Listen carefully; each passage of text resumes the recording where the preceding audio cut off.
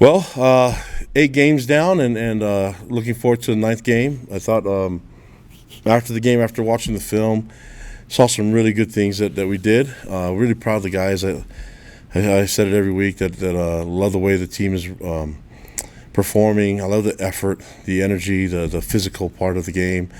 I think we're embracing it.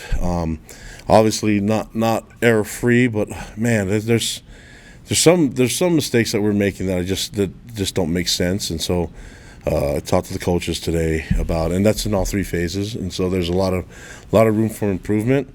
Still feel like we can play so much better, and really looking forward to getting that done this week and getting a lot of prep and work done this week, and just excited about the opportunity and excited about that. I mean, we don't play a game this week, but we're going to be focused early on our opponents, but more than anything, just before that even happens, we have to be ready for this, for us to play much better as a team, and I think we can do that.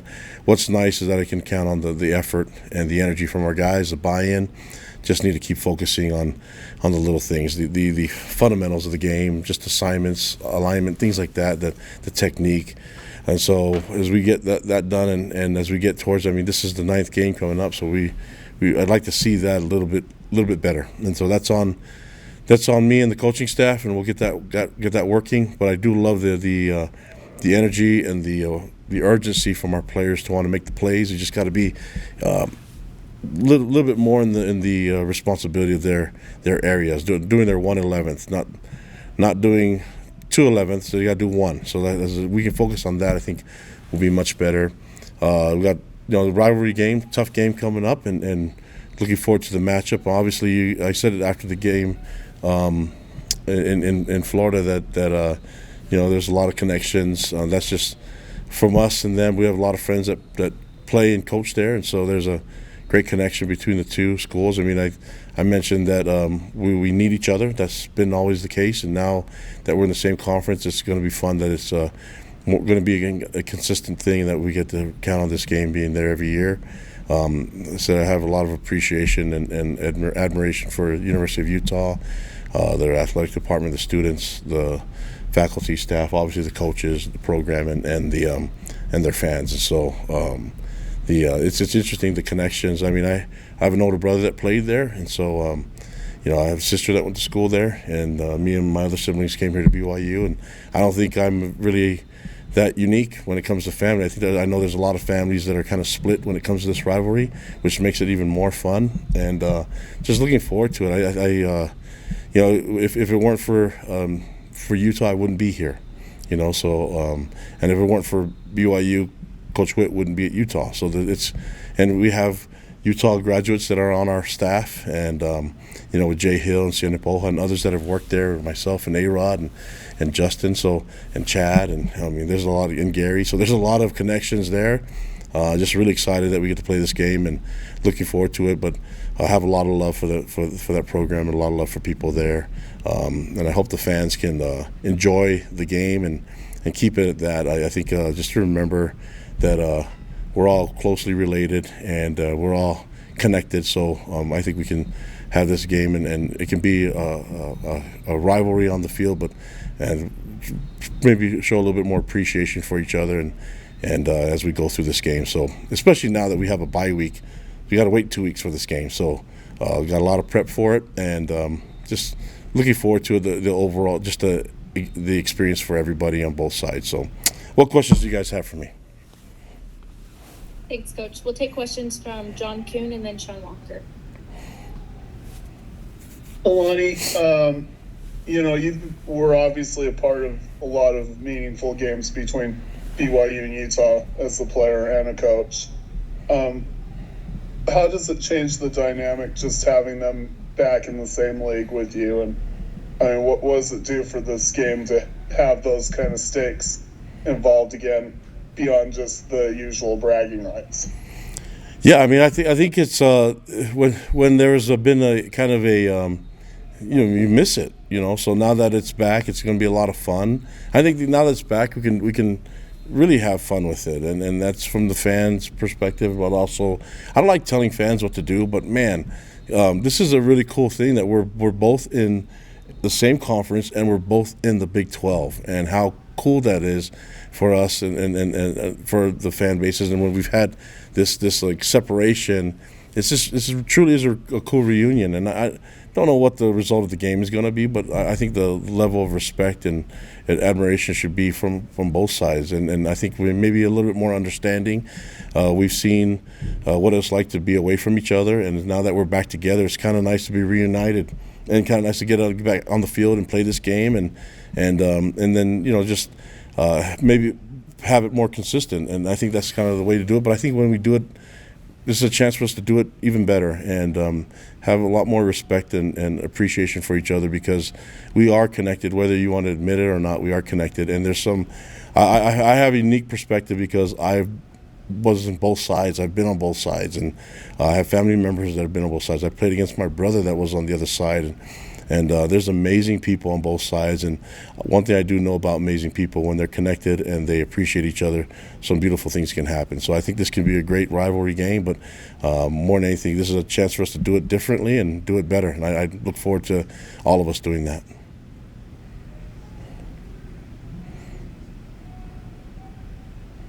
Go ahead, Sean.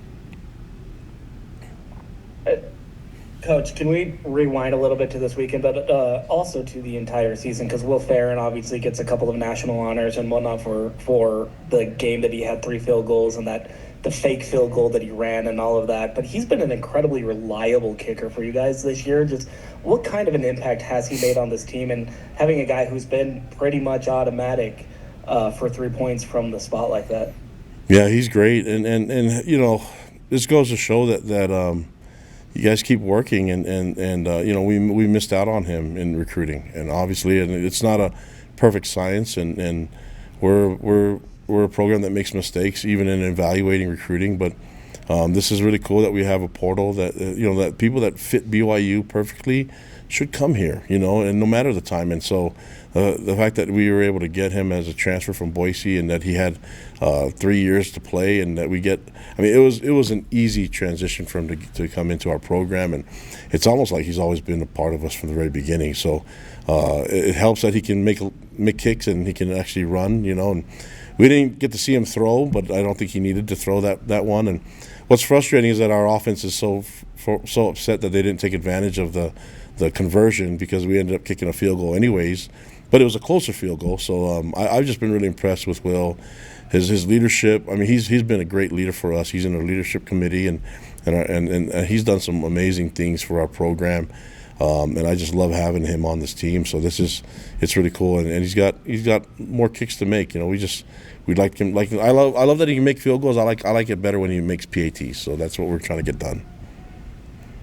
Yeah, 100%. He's also not the only Boise State transfer that came in around the same time. His special teams coordinator, Kelly Papinga, obviously coming down after a year from there. Has K-Pop sort of revitalized the special teams unit since he came back down here? Because it just feels like between the fakes, but also just the reliability, a couple of return kickoffs, it feels like special teams has kind of a new juice to them, I guess. Yeah, K-Pop's done a great job. He's a great coach, and he can coach everything. He'd be a great candidate for head coaches, to be a head coach somewhere.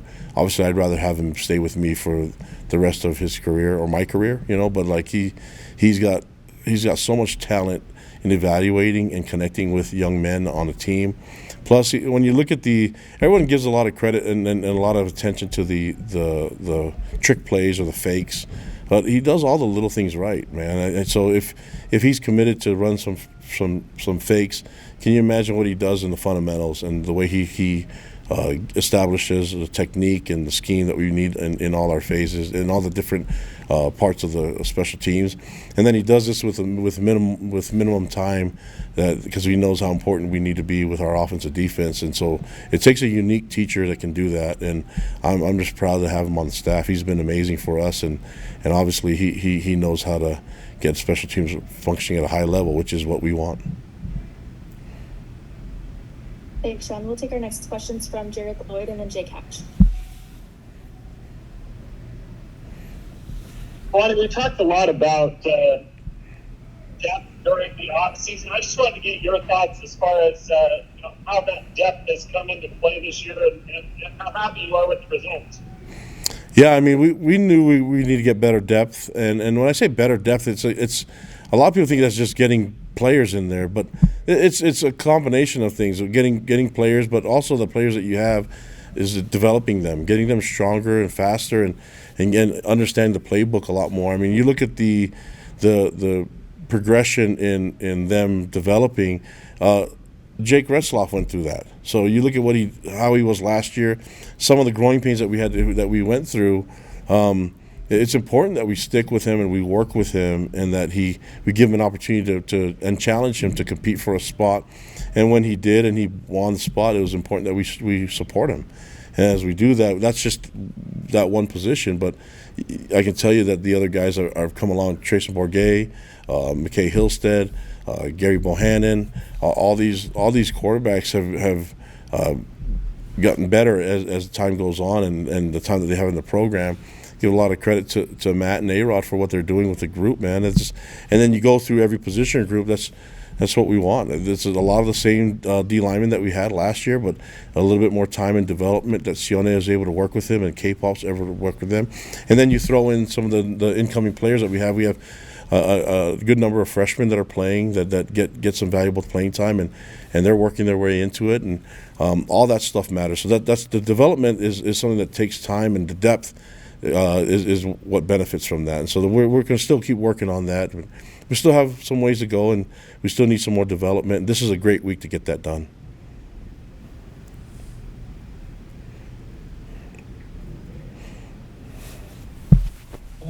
Jake. Kalani, I wanted to ask you about your running game. You've gone over 250 yards rushing the past 2 games. Is that where you expected to be, or do you still feel like there's more you can get out of that side of the offense?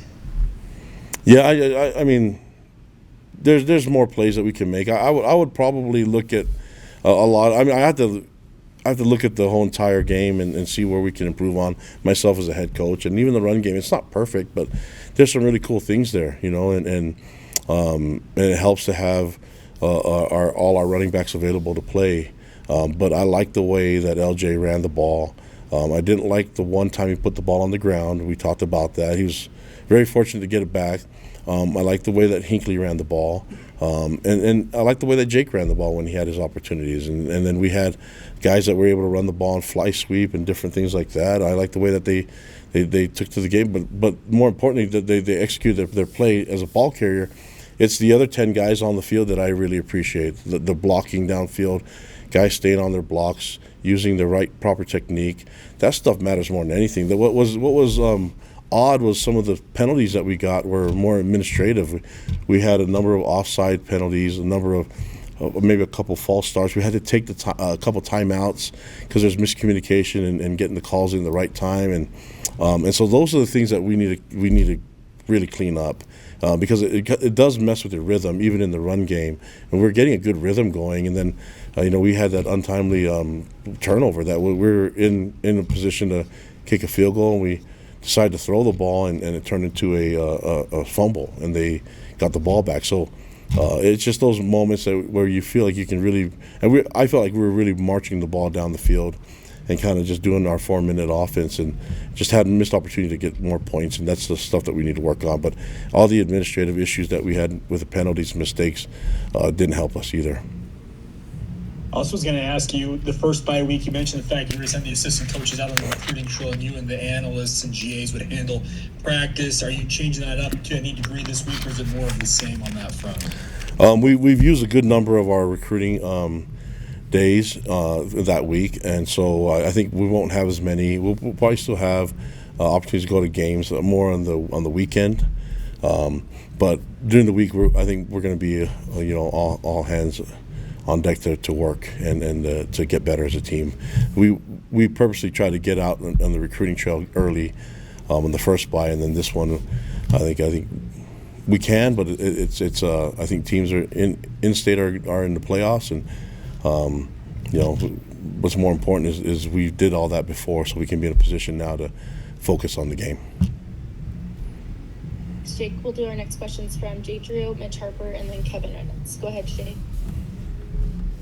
Kalani, I imagine you'll talk more next week about Utah specifically, but when you say we need each other, does that mean you have both helped each other improve? The programs of kind of like a rising tide lifts all boats. Is that kind of what you mean by that statement? We need each other. I think it probably covers a lot of different ways. I mean, if you're looking at so I think it's a relative term that can be used in different meanings. If it weren't for one school, then neither one would. If one school didn't have the coach, then there wouldn't be a head coach there. That Kyle wouldn't be there if it weren't for BYU.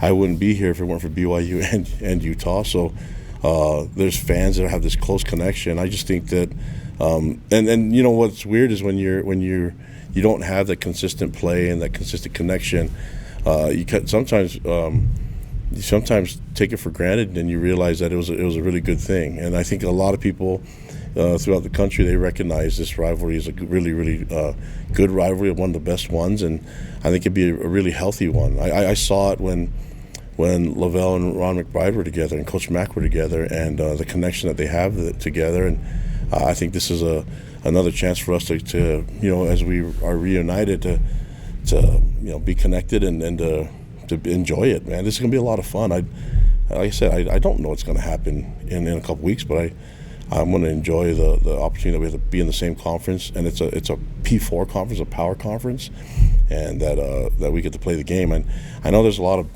bantering going back and forth between fans and everything. I just hope everybody remember what it was like when we didn't have this game on the schedule and how difficult it was to.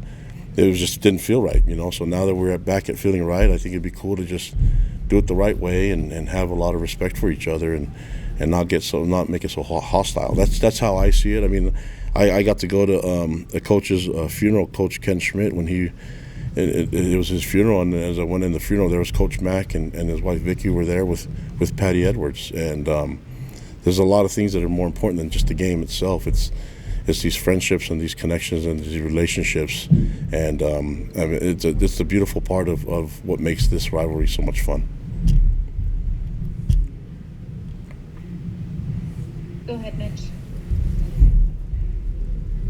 Kalani, when you guys had that win in the last meeting between you and BYU and Utah, what in 2021 after that victory, like what benefits did you see come from that breakthrough in that rivalry win, whether it off the field, on the field? Like what value did that provide to your program after that win?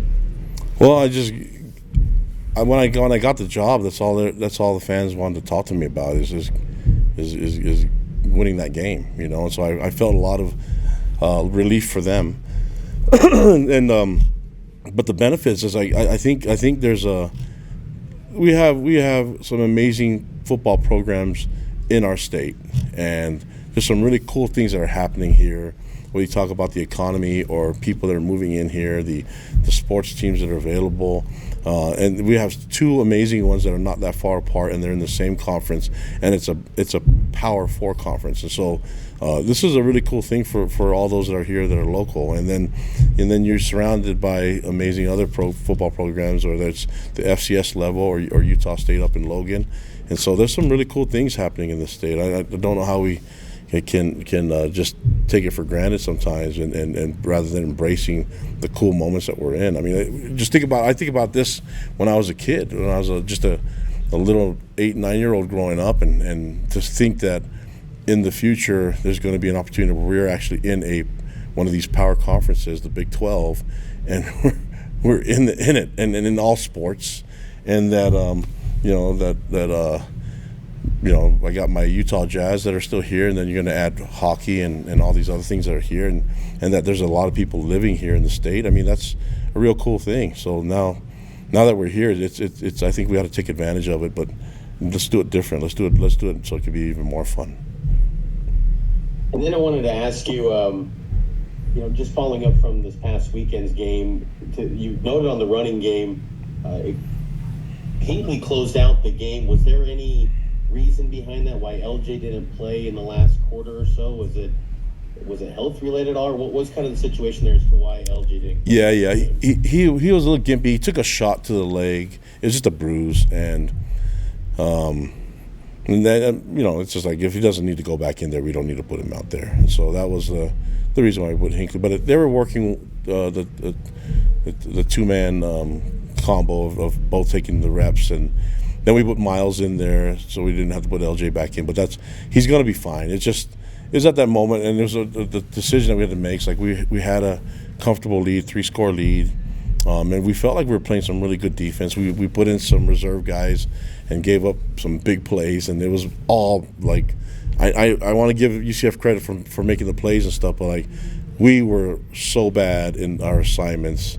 And man, I wish there was a chance for us to work those things out. But I think those will be valuable reps for the young guys that we were there. We gave up a lot of yards. If you look at the first 3 quarters, we were in control with it, and I just wish that it would have been different and that we were to get some stops on defense, other than the 2-point conversion stop that we had. But we felt like that was a good move to just keep LJ out. He'll be fine. He'll be ready to play this next game. He's going to be ready to practice. Hey, Kalani, you talked a lot about the connections with both of these programs and within families even, but did your perspective on the rivalry change when you actually coached at Utah and went over there and saw it from a different building and actually within it? Oh, yeah. I mean, I had a brother that played there, so when we were always connected because a lot of my good friends, we had people that we grew up with that were playing at Utah, and so we were always connected. But it was different when I got there as a coach, because I got to know a lot of the fans and amazing people, the administrators, people that are involved with the university, and man, it was awesome. Just great people, and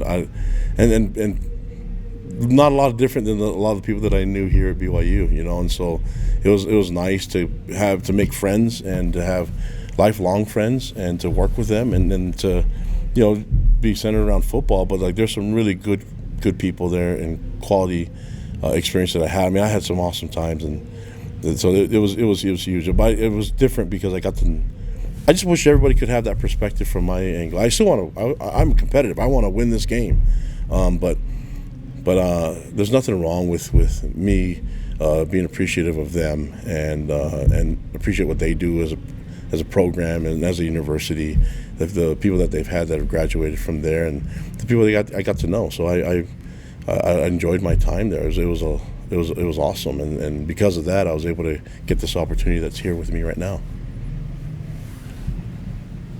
Thanks, Kevin. We'll take our last 2 questions from Jake Hatch and then Glenn. Kalani, when it comes to your defense, where do they need to improve the most at this juncture with 4 games to go? Yeah, I would say that in the first half, we were doing a pretty good job until the big play.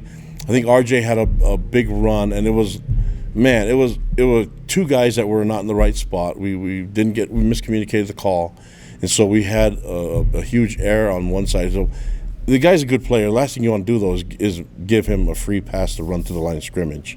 And so he broke it. It was a 50-something yarder, and then they scored on that one. And then that was, I think, his biggest run. And then he didn't have a lot of chunk yardage after that. He's used to getting big-time plays. He's got so much speed and ability, especially his ability to stop and go. The second score came when we missed a tackle on the edge, and we played a lot of man defense. So sometimes you got to make that play, or at least take up enough time so that the other guys that are hustling to the ball can show up. But we didn't do that well enough, and that just comes down to executing your assignment and really technique, and then communication. And so that we gave them 10 points on that, and then in the second half, those scoring drives that they had, the next two scoring drives, that came after we were really. I think we were kind of controlling the run game, especially with the running back. Quarterback didn't really hurt us in the run game as well, so compared to like the Oklahoma State game. And then we felt really good about it until they brought in a new quarterback. We didn't know anything about him. We didn't know what they were going to try to do, but they were behind. So they got some chunk yardage with him scrambling and with them throwing the ball downfield. And them throwing the ball downfield was all on us. We didn't execute our pressure the right way, and our guys were wrong in their coverage. And so that happens, you can give up some plays, man, and that was a little frustrating. So we need to be cleaner. We need to communicate better. There's a lot of issues that we need to fix as a coaching staff, and in terms of communicating, getting the right call, and then making sure that our guys are in a good position to play fast. Because when we do that, and we don't mess ourselves up, then we're a really good defense, and we can just settle and play. We can create some havoc, and I mean, we got 2 turnovers because we did it that way. But when we shoot ourselves in the foot, it doesn't help us. Go ahead, Bud. Hey, Kalani. So you guys cracked the top 10 in the AP poll rankings for the first time since 2021. And the national media hype has just grown so much ever since the big Kansas State win. How are you guys going to this bye week and focus on the Utah game? How do you guys stay focused in spite of all of the national media hype that is going on, outside of football? Yep. We talk about it often. I have a good staff and coaches that will make sure that these guys are focused on what it is. We'll focus on every week. We don't even know what happens after this week. We work on this week, and then we know that our opponent is Utah after the bye, so we can get a jump start on it. But we've got to improve and get better as a team. We got to stay humble, stay hungry. All that stuff matters, and then we just got to stop worrying about.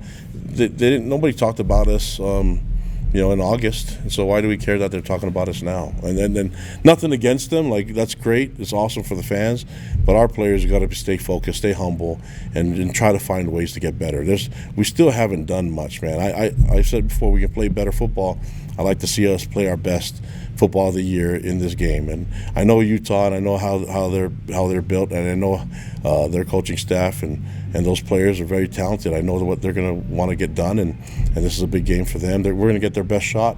You guys hear me say this every week. We're going to get their best shot. I need to make sure myself and the staff and leaders on this team that we give them our best shot as well. So that's going to be the goal, and the only way you get that done is go to work. And today's a work day, and we'll work this entire week and be ready to go. And they'll get some relief because they don't play a game, but then we'll get back to work again next week and see what happens. But so far, in the prep for today, I'm really pleased.